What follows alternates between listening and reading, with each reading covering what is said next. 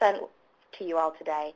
I will open up briefly. We're here today to talk about governance of the workforce investment system.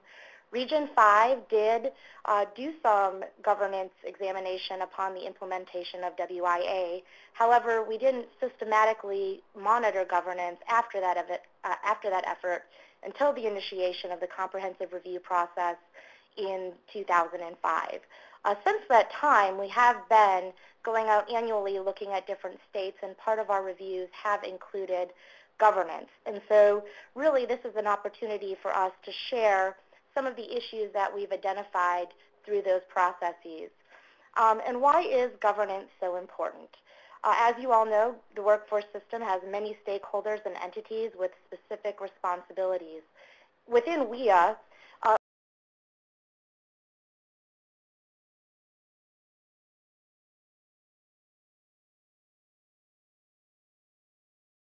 alignment of resources to enable us to engage multiple entities and stakeholders from the workforce system, to clarify roles, responsibilities, and leadership, and also to ensure accountability for system performance and for proper use of federal funds.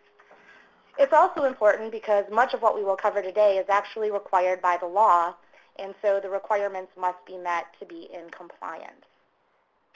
I will note just briefly that a lot of the questions that come up in this area can be very context specific.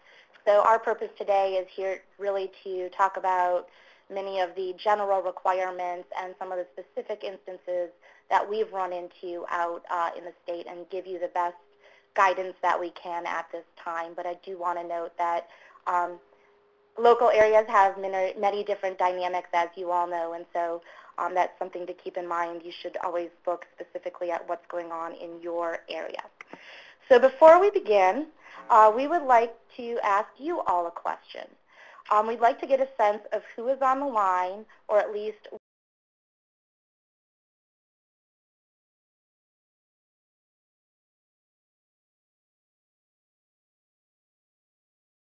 to respond to.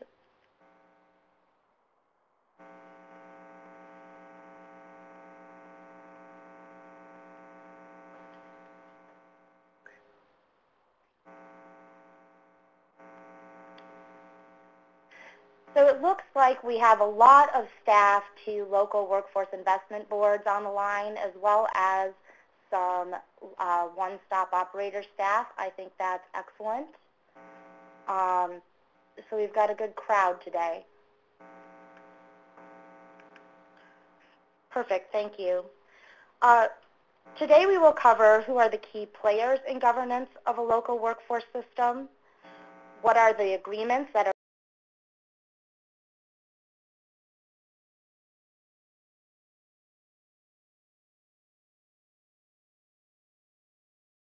and compliant workforce investment board. Please feel free at the local level. Please feel free to send in your questions as we move through the presentation. We are going to try to break after each major section and answer questions as we go along. So we'd really appreciate your questions as you think of them to share them with us.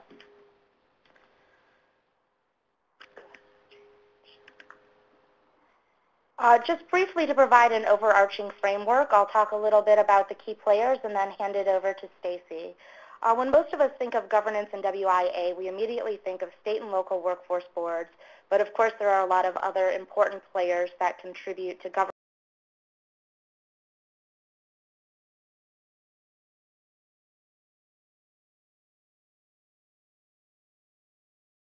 State WIB and designates the grant recipient on behalf of the state, which is the state administrative entity that you all deal with here in Illinois. The board develops the state plan, including the designation of local areas, as well as state performance accountability system. When the rubber starts to meet the road is when the chief elected official, which we often refer to as the CEO in our context, accepts funds. And with that acceptance of funds, the CEO carries liability. The CEO appoints the local workforce investment board within the criteria set by the governor and the state WIB, And of course that must meet the requirements of the Act that Stacy will walk through more specifically in a moment. And some of the roles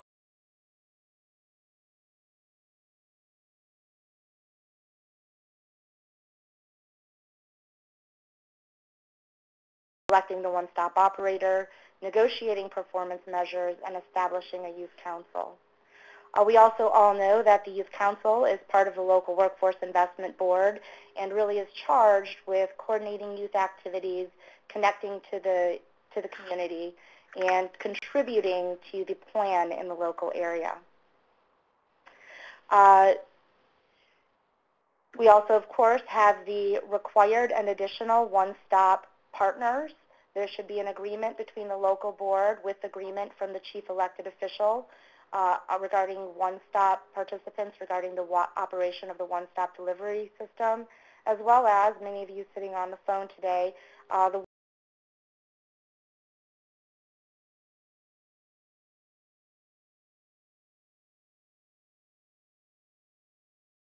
agent that may be designated by the CEO and the service providers in your local area. And we'll walk through some of the requirements for getting those service providers in place. So with that, Stacy, why don't you take over? Okay. Thanks, Adele. Hi, everyone. This is Stacy O'Keefe. I am currently the Federal Project Officer for the state of Indiana, but way back when, in the 90s, I was actually the Fed Rep for the state of Illinois.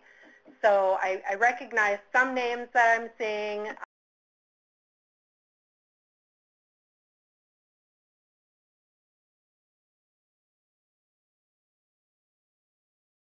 I want to first issue my disclaimer that I'm new to this webinar format, so I'm used to being able to see if I'm putting you to sleep or completely baffling you, or see like eyes rolling. So I'm new to this, and just bear with me. Maybe it's better I can't see your faces and you can't see mine. I'm not sure, but so as Adele mentioned, we have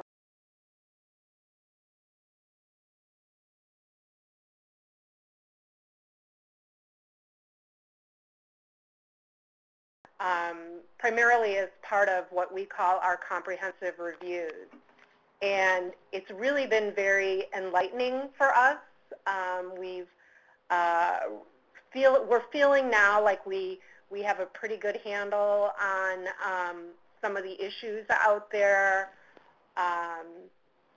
you know, a much better picture of how local areas within any given state are structured. And so in this presentation, I'm going to talk about, you know, the major areas that we look at when we're doing a governance review.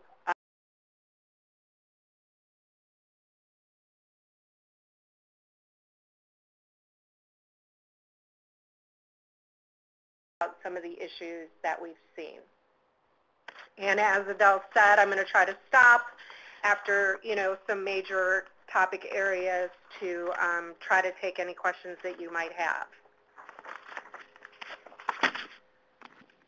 So Adele spoke about, you know, some of these key players beyond the state and local board that really contribute to effective governance of your local, state, and or local workforce investment system.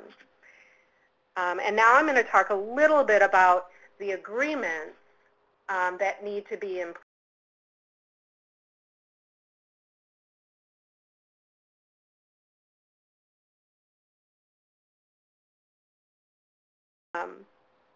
You know, building and maintaining relationships between those partners is really very critical, and the statute and the regulations support this notion by requiring that certain agreements among the various partners be put in place. And then there are also areas where the statute and the regulations want to see some evidence of agreement between certain players.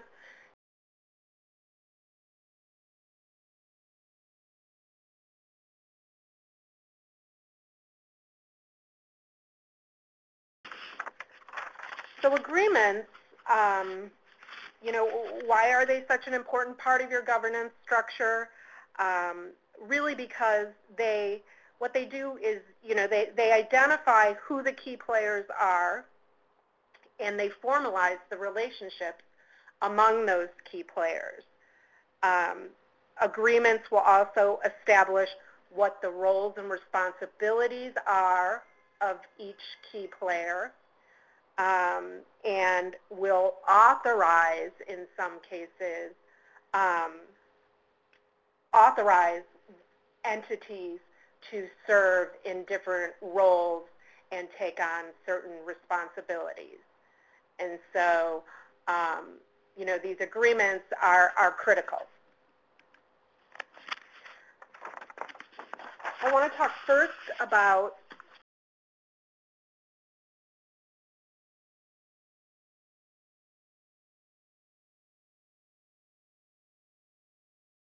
they've identified a regulatory citation. That doesn't mean that there isn't a cite in the law, but my tendency is to always go to the regulations, a little bit easier to read and more specific. So a lot of times I'll provide a regulatory citation, and you know, in that site it will direct you back to the law should you be brave enough to try to read through the law. So there are 3 required agreements. The first agreement is the what we call the joint LEO agreement, and at a minimum that agreement addresses liability of funds in a given local area when there are multiple local elected officials in your local area, which is almost all.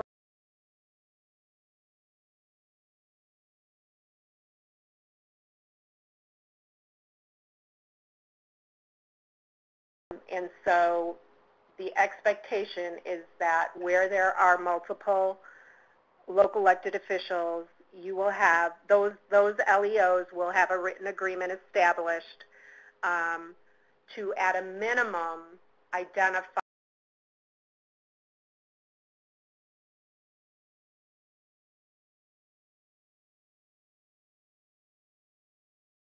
shared who the chief elected official is, those kinds of things. So a lot of times that agreement goes beyond just liability of funds and speaks to other issues, and we'll talk a little bit more about that as we move through.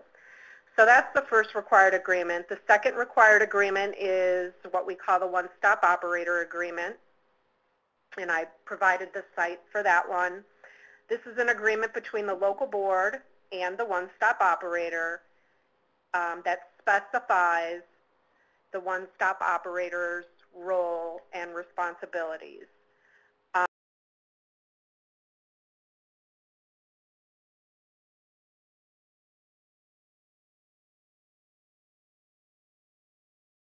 And of course, the one-stop operator.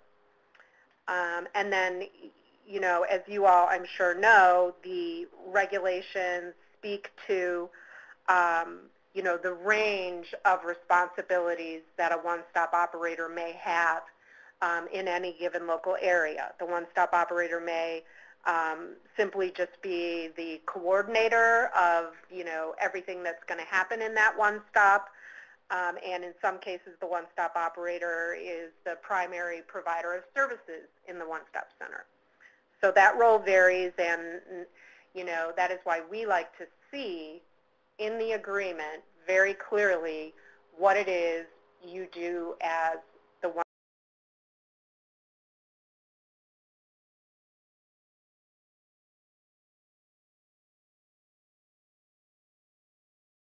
And the MOU is an agreement between the local board and the one-stop partners. It outlines the roles of the respective partners in the local one-stop system. Some local areas will have one umbrella MOU with all the partners signing, but more often than not, what we see is individual MOUs between each of the partners and the local board. The other thing I wanted to mention in terms of the MOU, there are some minimum required provisions for the MOU, and in the law, it's Section 120.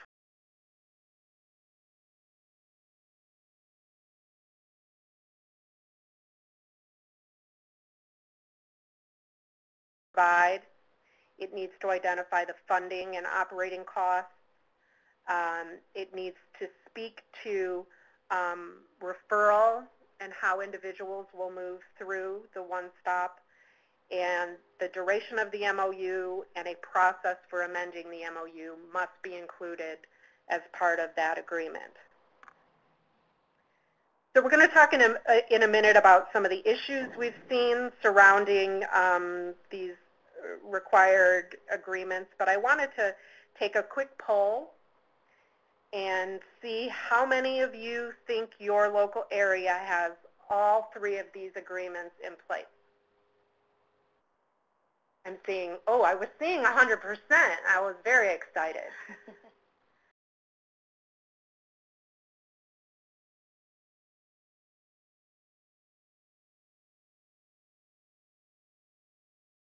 More than 85%, and somebody has raised their hand. I'm not sure how do we handle that, Steve?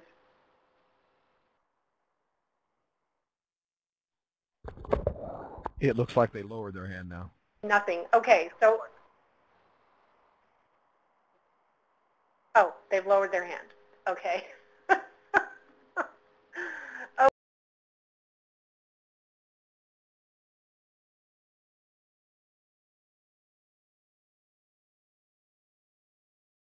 Where we see a lot of,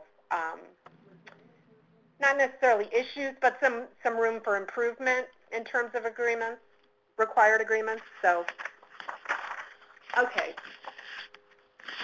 I wanted to talk a little bit about the instances where the law or the regulations speak to evidence of agreement, you know, by one of the key players in your system. And there's also one area where the regs speak to a sort of optional kind of agreement. So let me just talk a little bit about those now.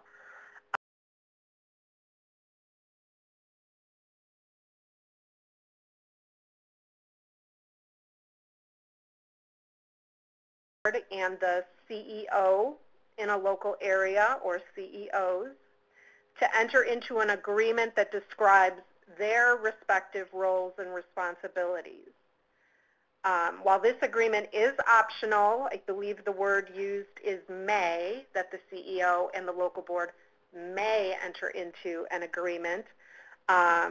We typically encourage this kind of an agreement because it is usually a very useful tool for specifying the division of duties among the partners. But again, that is an optional agreement.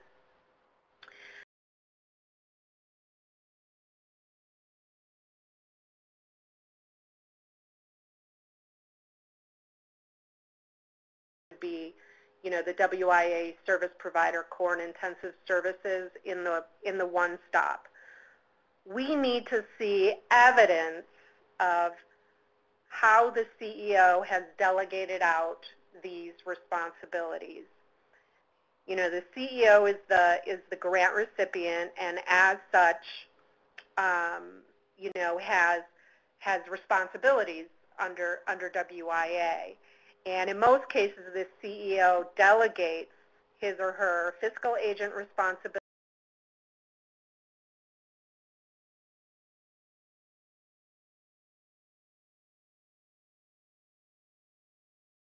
states that there must be evidence of how the CEO has done this. So more specifically, we need to see something in writing that states that the CEO has designated, you know, X entity to serve as the fiscal agent and or the CEO has designated X entity to serve as the WIA Title I partner. A good place for this information is in the shared liability agreement.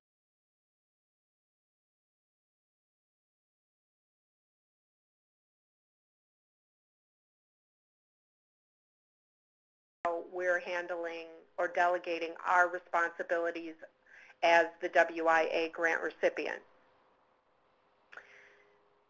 There must be evidence that the CEO approved the selection of the one-stop operator. That would be the board's selection of the one-stop operator.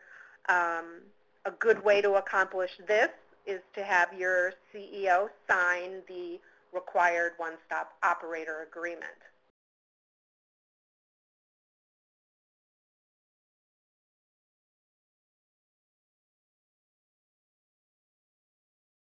CEO's selection of board members.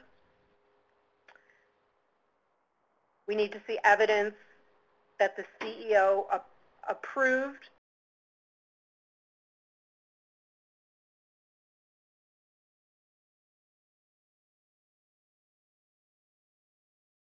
on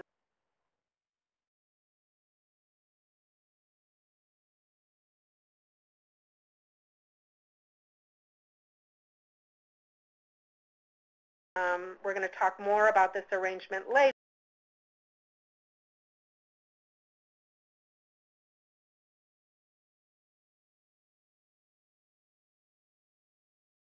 I think most of you said you are staff to the board.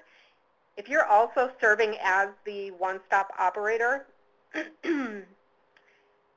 or the WIA Title I partner, we need evidence that both the governor and the CEO approved this arrangement.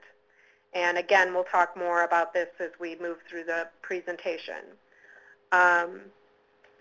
So those are the areas where we wouldn't necessarily expect that you have a written agreement, but where we are when we come in to monitor, we are going to ask you, where will we see this approval or this concurrence?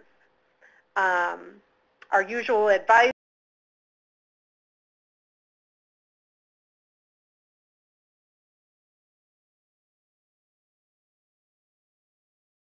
board meeting minutes and things like that, if that's where you think we might see the approval.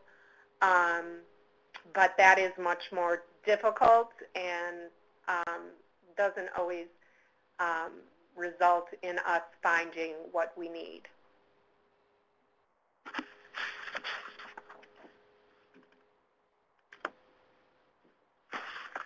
Okay, so let's take a few minutes and I'll talk about some of the more common issues or findings we've seen in this area.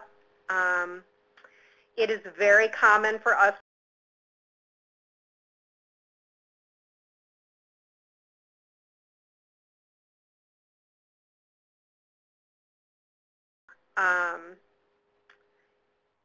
like sometimes from JTPA days. Because and rightfully so. I guess a lot of areas were grandfathered in, and we're not going to necessarily require, and we don't necessarily require that agreement be updated every time a new LEO comes on board.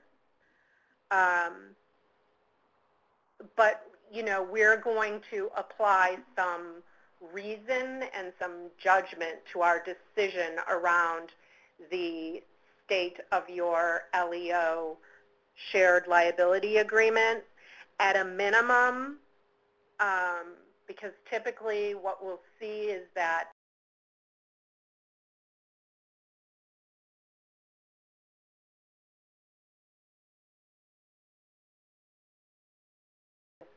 official office. But there have been, 7 different mayors since your agreement was signed.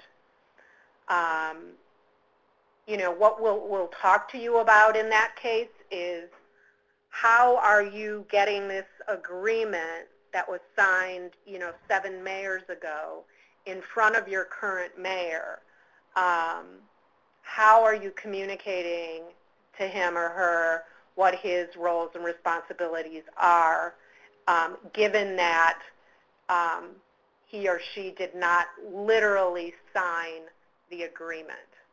I mean, that's the important piece of this. If there have been major changes in a local area over time, and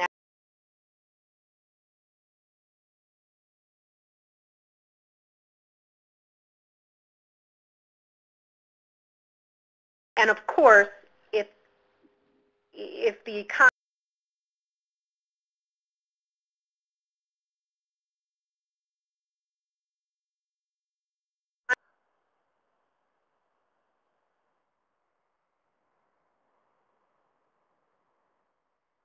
content of the agreement is not satisfactory,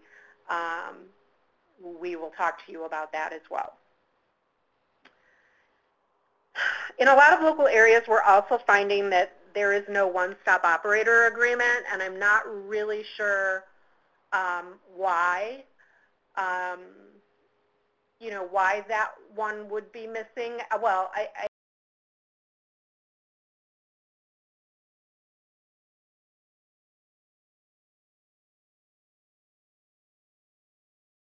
your one-stop center under JTPA just stayed the same entity and no agreement was put in place. That is typically the reason for that. But it is a required agreement, and if you don't have one, you should get one in place. It should document the roles and responsibilities of the one-stop operator as agreed to by the local board. So if you're feeling like your local area maybe doesn't have one, which it appeared there were a percentage of folks that maybe were missing some of these agreements, that's something for you to follow up on.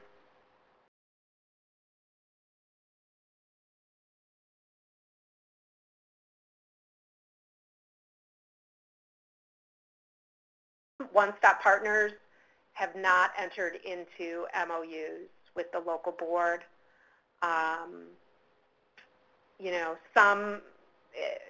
You know, we faced a number of challenges in this area when we transitioned from JTPA, and, you know, we're still seeing it sometimes. The other thing we'll look for in your one-stop partner MOUs is, do they reflect what is actually happening in your one-stop center?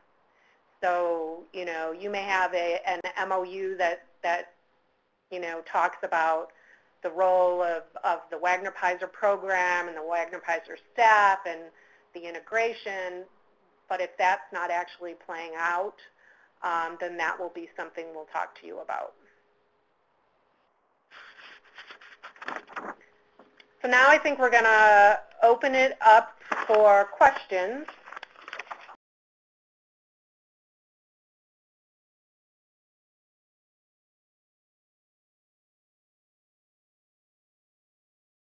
Don't see any questions. That's good. I do see one now coming in. What happens if a mandated partner doesn't sign? We just look to you all having made, or the local board, I should say, having made a good faith effort. And if you can't get that partner to sign after having made a good faith effort, then you know, it's not. I won't say that it's not an issue, but that is what we look for. You know, we'll also look to see if there are any ways that we and/or the state could facilitate that signature for you. But really, we want to see that you've made the effort. Okay, the next question. Can we see a sample of a one-stop operator agreement? Yes, you can. I can share some samples.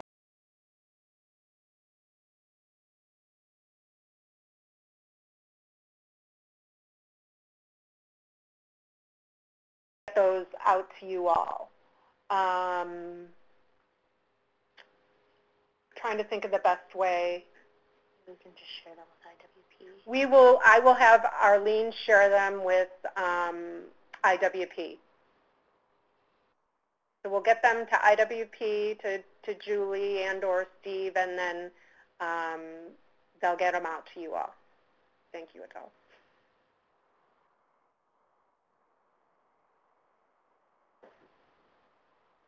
Okay, no more questions? Oh. We'll have time at the end as well for additional questions. Stacy, she can email them to Julie. Okay, perfect. Arlene will email them. Okay. All right, I'm going to move on now and talk a little bit about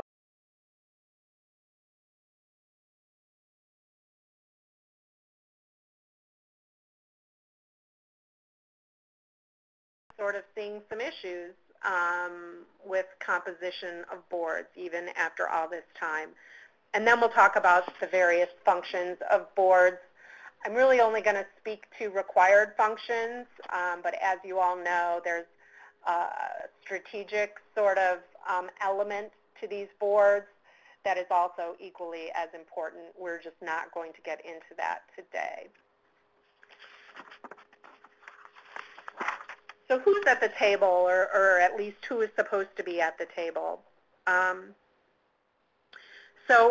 Taking a step back, it's the grant recipient, the CEO, or at the state level, the governor, that appoints the membership of the board. You know, this is another indication as to the importance of the elected officials and the significance of their role that's intended under WIA. So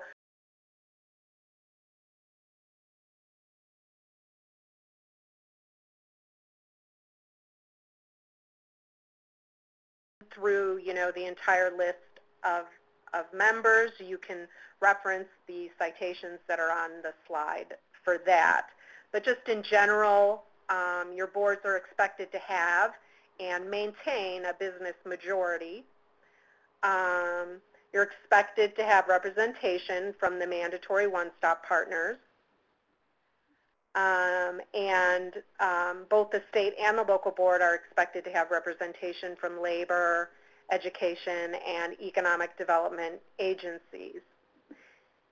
The other important piece about composition of your local board is that the law intends for your board members to be individuals who have optimum decision-making authority within their organization, so that they are able to commit their respective organization to a chosen course of action at a board meeting.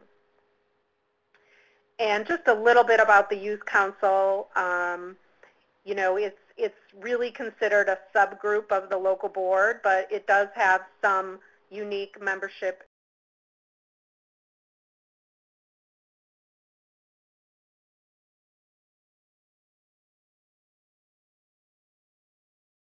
Other kinds of youth service agencies. So I guess I want to do a polling question. I'm curious how many of you feel like your board is 100% meeting membership requirements.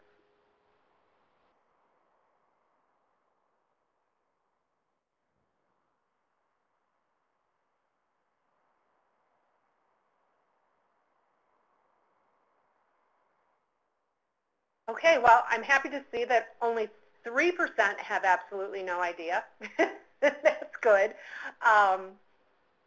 So pretty good. I would say that is probably reflects the reality throughout the region, I would say, you know, at about 85%. That's good, and that sort of tells, you know, gives you all an idea of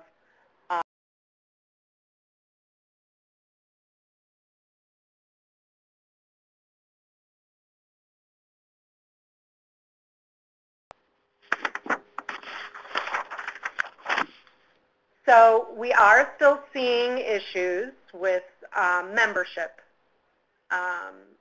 So, you know, I don't think any of us here in this room are surprised at the 84%, thinking that they're probably at 100%. Business members, it continues to be an issue for many boards.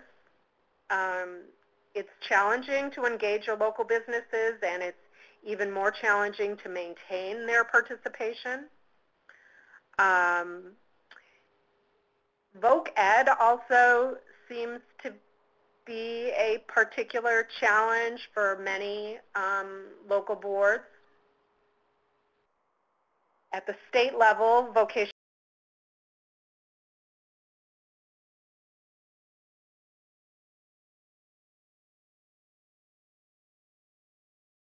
a lot of times it's difficult to find a parent that is willing and able to participate.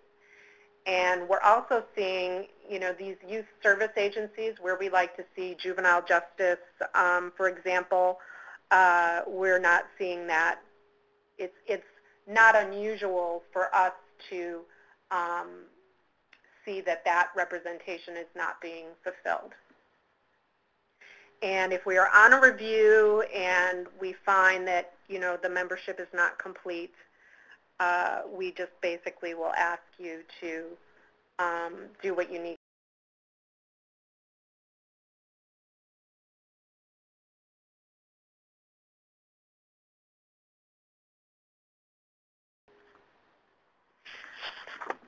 So we're going to take any questions that you have around board membership.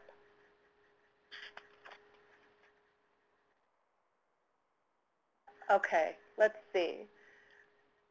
We are having difficulty getting recertification due to the fact that we cannot get a mandated DHS partner on the board.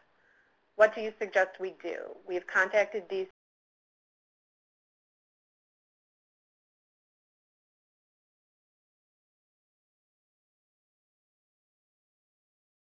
And this might be something that Arlene and I will need to follow up with you, LaDonna.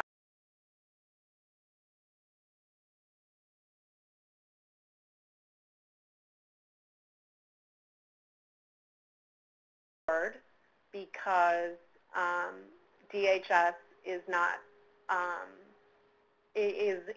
partnering, and you know, first of all, I'm surprised to hear that that's still an issue in Illinois, and I think that we will follow up with you directly and talk about how you know, we can work with the state and possibly DHS to resolve this issue. There's really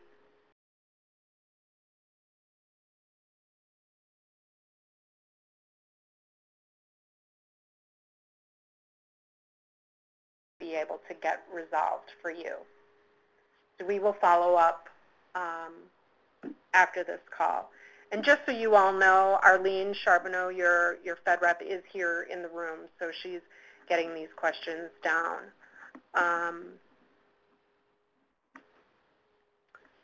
Just making sure we know.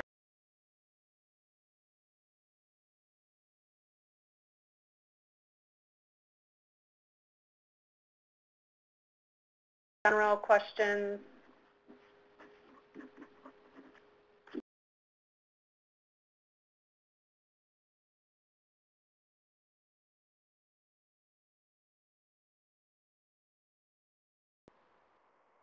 Okay, then I will move on to the functions of the board. Again, the statute establishes some minimum functions.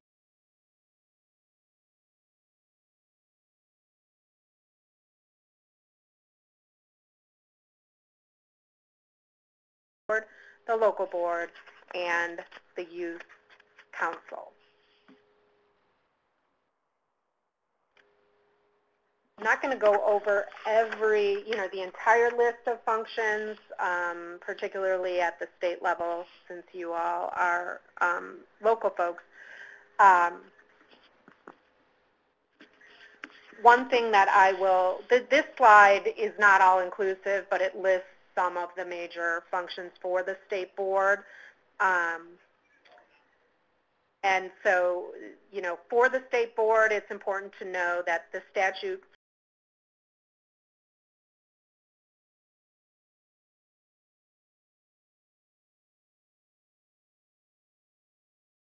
in carrying out these functions.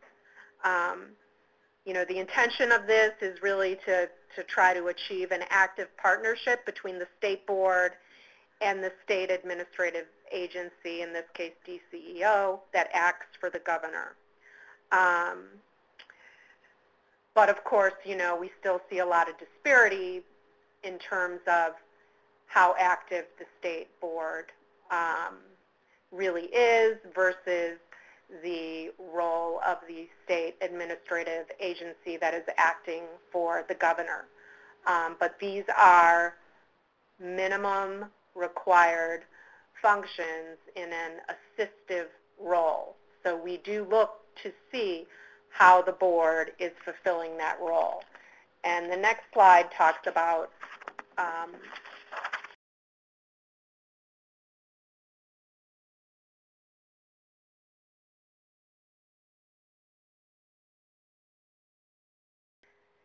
being carried out actually by the local board with agreement of the CEO. So a little bit different from the way it's framed for the state board. So these are some of your required, or some of your local board's required functions. We would expect that these roles and responsibilities are being carried out by staff to the board, in practice. And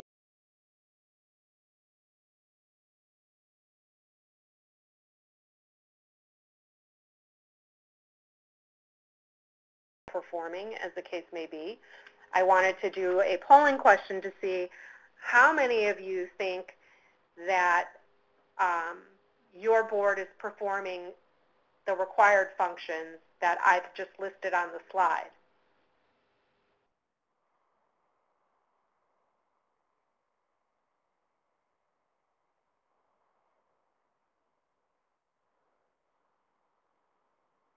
So pretty good. We're at about 80. I want to see how high that absolutely no idea goes. And I guess, absolutely.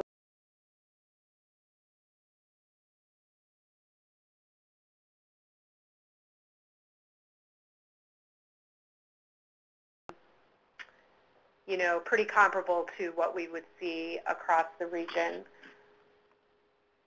Okay, so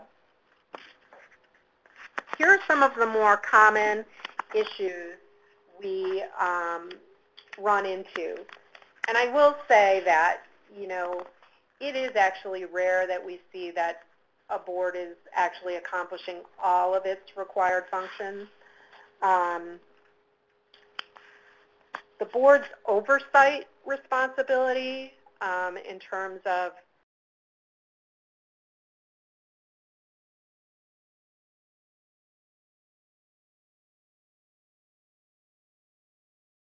we see it being performed in ways that really sort of at least gives the perception of a conflict of interest, particularly in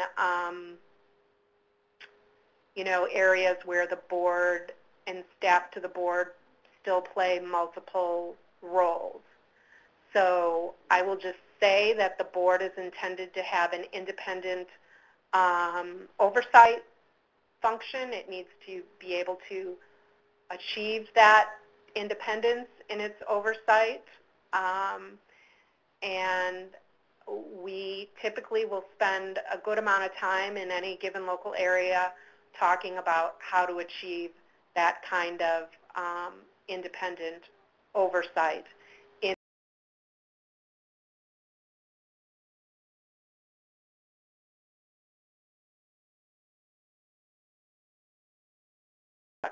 oversight.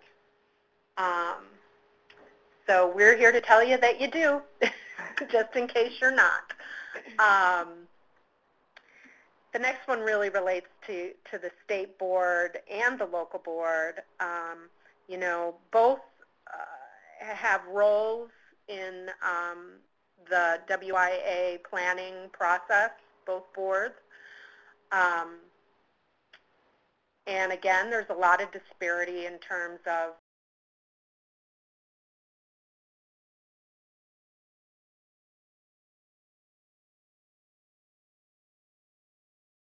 a plan.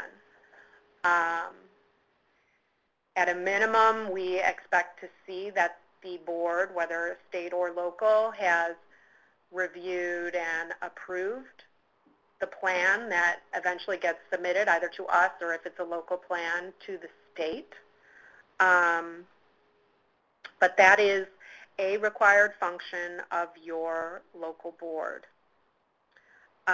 We still, believe it or not, have seen local boards that do not have a youth council. Yes, you really do need a youth council, so if you know that your local board does not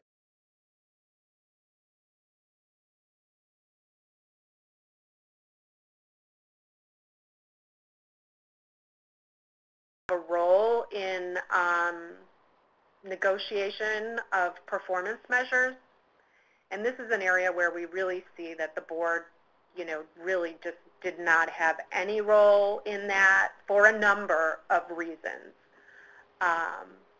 But for both the state and the local board,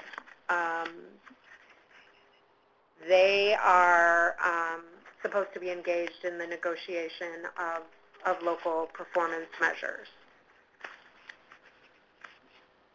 And then finally, procurement of youth service.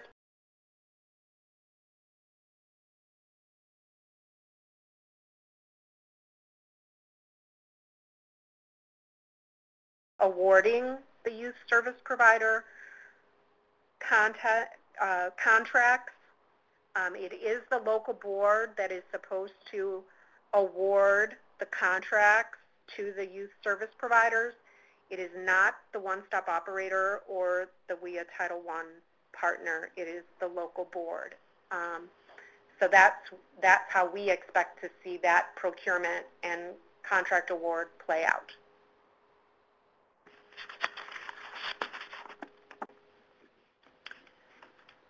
Okay, finally, I wanted to just talk about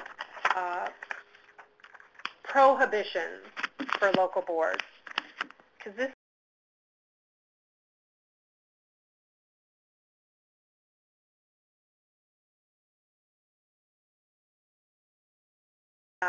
there are certain functions that your local board and or its staff are prohibited from performing without special approvals or waivers from the relevant elected officials. So if you are staffed to the board and you also are the WIA Title I partner in the one-stop, meaning you provide the WIA core and intensive services, or you are staffed to the board and you are also serving as the one-stop operator, we expect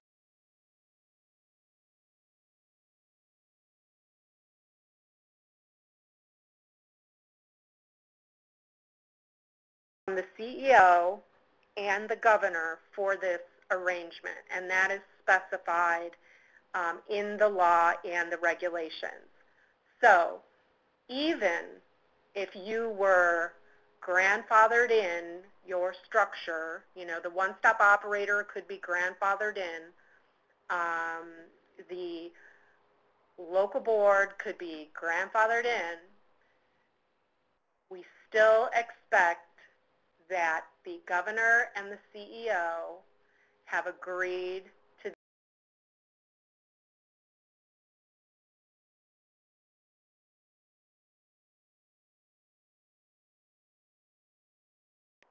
and we see this a lot because most of our states just grandfathered all their areas into WIA, and there have been no changes since, just kind of business as usual from JTPA.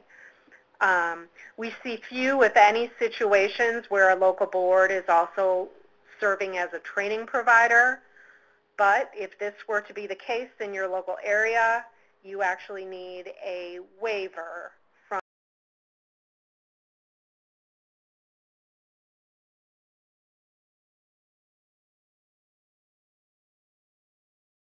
that it is reviewed annually. So I guess my last polling question for you all is, how many of you,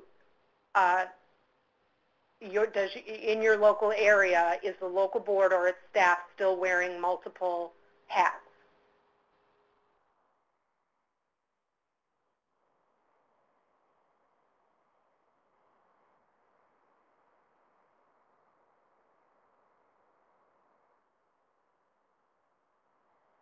Okay, looks like very few.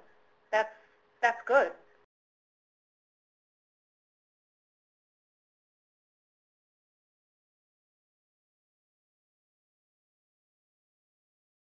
Really create a separation between the service delivery function and the function, the more strategic function of a local governing board. JTPA didn't really have any such distinction, and so you know, WIA really intended that the board do its board stuff and service delivery be separate. And that arrangement really helps to avoid a lot of the issues we see when we're out looking at governance related to conflict of interest and you know, how you know, the artificial separations you need to create when your staff to the board are providing service.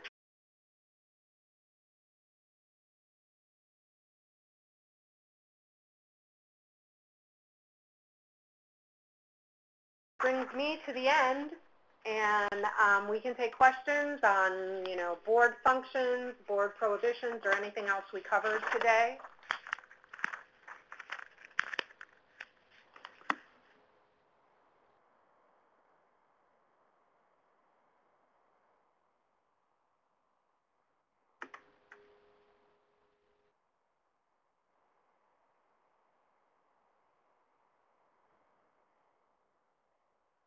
Can the service provider also be the grant recipient? So your local elected official is the grant recipient. The local elected official may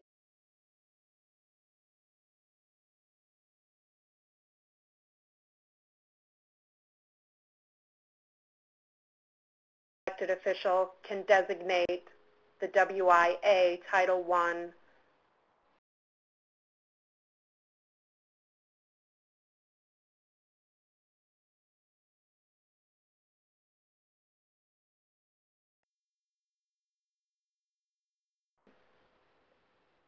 that is fiscal agent, and I'm assuming that's what you mean, the entity that's going to manage the funds, because the CEO is the grant recipient.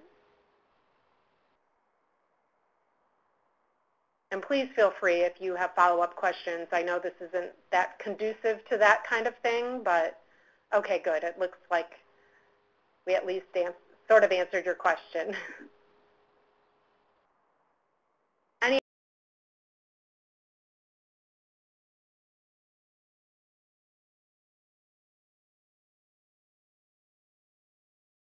I'll just give you all a few minutes, and then if there are no other questions, we will conclude.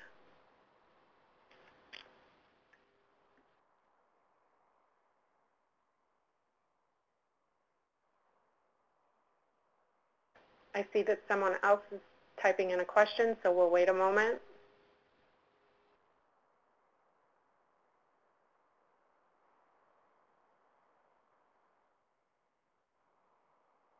Oh, that's nice.